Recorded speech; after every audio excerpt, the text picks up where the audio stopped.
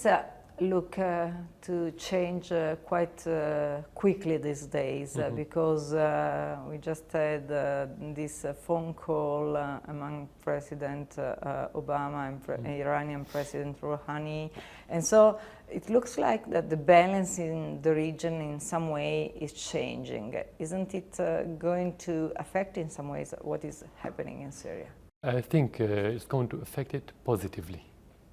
For many reasons. First of all, Iran is our ally. Second, because we trust the Iranians. Third, because the Iranians, like the Syrians, like many countries in the world, don't trust the Americans. And I think many of the American allies don't trust the American administrations. So for the Iranians to move closer to the Americans, it's not just a naive move. It's a well-studied step that's based on the experience of the Iranians with the United States since the revolution in 1979. But if the Americans are, let's say, honest about this rapprochement, I think the results will be positive regarding the different issues, not only the Syrian crisis, include every problem in the region. You know that in the day of the crisis and in which the attack was so close, an important action was taken by Papa Francesco, Pope Francis, against the war.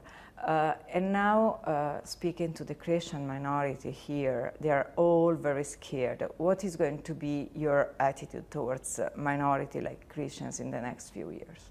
Syria is a melting pot, and it existed like this, like it is today, because it was melting pot with multifarious cultures for centuries, before Christianity and after Christianity, before Islam and after Islam.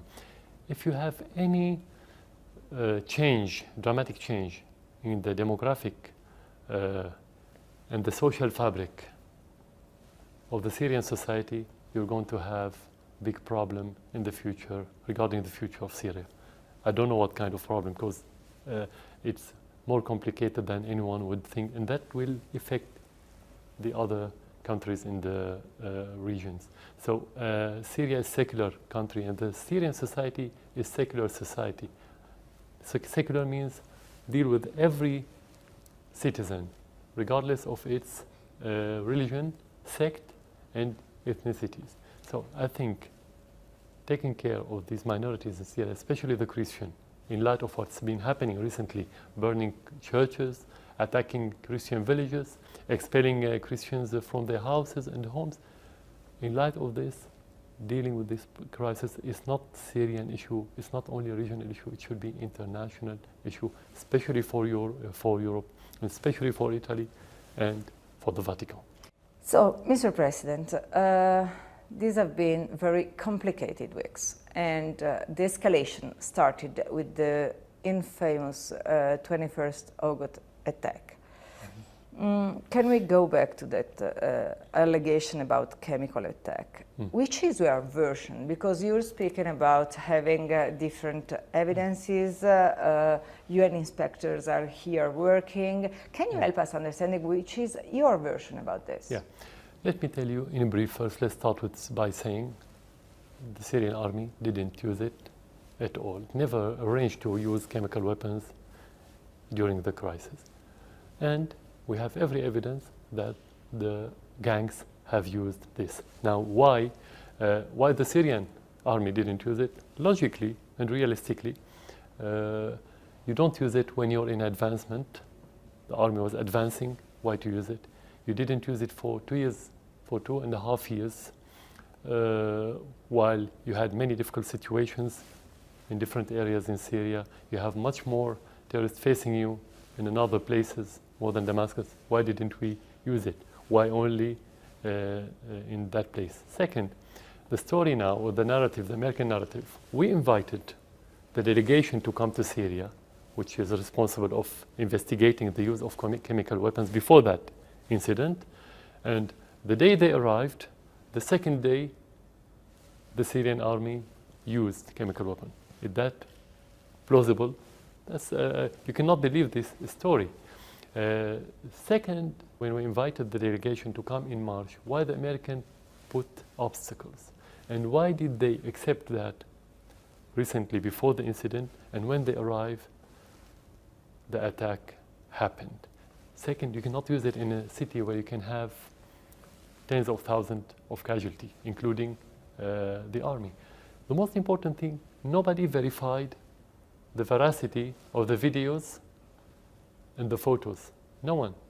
Because in many places, the same picture of the same children used in different photos in different places. And you can have those pictures on the internet. They've been circulating on the internet. On the other side, we have evidences like, concrete evidences like the materials and the containers that the terrorists used. We had the confession of some of the terrorists that conveyed chemical materials from neighboring countries.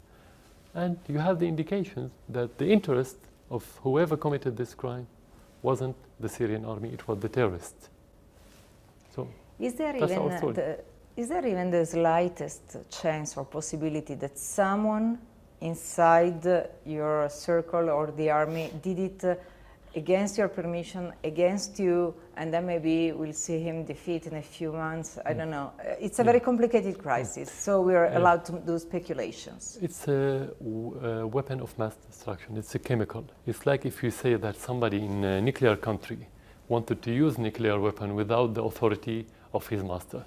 You cannot believe. This is a very naive story. This could be a children's story. It's not a grenade.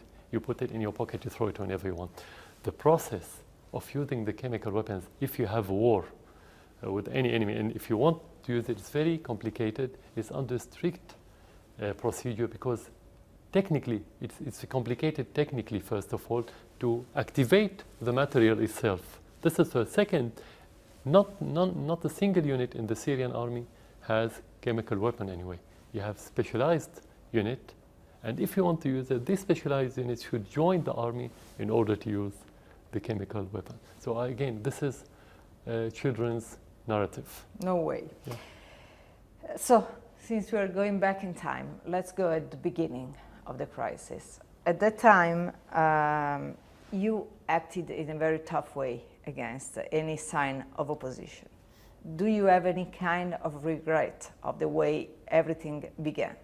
We have to define the word tough because we dealt with the situation according to the Constitution. It's like if you say the Americans sent the army in Los Angeles in 1995. Do you call it tough, or do you call they send the army to find the rebels? So according to the Constitution, we should have fought the terrorists because for the very first week, we have many victims from the army and the police for the very first few weeks. So that's normal. What we did according to the Constitution, this is the job of the government. If you talk about mistakes committed on the ground, that could happen anywhere in the world. In UK, a few years ago, they shot a Brazilian guy by mistake. So that could happen anywhere. So policy is different from the practice in many places in the world.